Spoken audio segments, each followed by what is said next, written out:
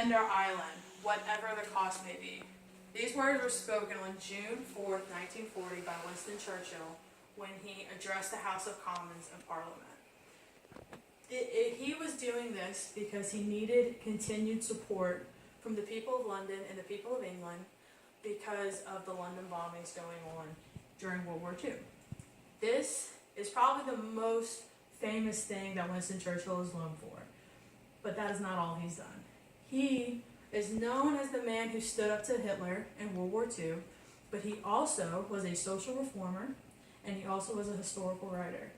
There are many things that Winston Churchill did that helped shape the culture of England after and during World War II. He is known as the man who stood down Hitler while he was the Prime Minister of England. The London bombing, when Germany bombed London for 57 days straight, day or night, just for 57 days straight, is known as the London Blitz. And after that was over, Winston Churchill delivered his "We Will Fight" speech. Most people know this speech as "We will fight on the landing grounds," that speech. This happened after the bombing because this is when England entered World War II. He said that I am going to drag the U.S. into World War II. That was his goal. He was a politician for over 40 years. He started as the Home Secretary of England and then moved on to being a Prime Minister. He switched his parties more than 2 times. He started Liberal, then he went Conservative, and then he went Liberal again, and then he went Conservative again. So he was very famous for being the man of the people. As the culture of the people changed, so did Winston Churchill. The American Scholar Journal said that he was a social reformer because he worked on prison reform, he worked on taxation reform, and he worked on poverty reform. He started the welfare programs in England, as far as food banks and what is now known as the GHO, the General Health Organization in England.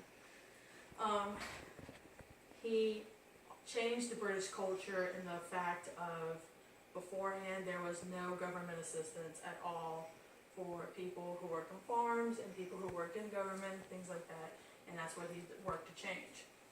While he was changing history and forming history, he was also documenting history. He wrote many books. His first book was the story of the Mackinac Field Force, and it was published in England, and it was also published in the United States. He said that it enables a writer to reach 2 audiences, much like an actor reaches 2 audiences. He felt that after the U.S. passed the international copyright laws, which writers like Charles Dickens, Thomas Hardy, and Oscar Wilde lost a lot of money from beforehand. After it was ratified, Winston Churchill started writing, and that's when he started gaining a lot of his support. He actually won a Nobel Prize for in literature before he moving on to politics. He said, "We shall fight on the beaches, we shall fight on the landing grounds, we shall fight in the fields, we will never surrender." He empowered the people of Britain when they thought that it was over. He said his island will never surrender. So he changed the culture of England, not only politically, also for their state, and then he documented the whole way. And he said that failure is a means to success. And I think that is something we can all take into the future. Thank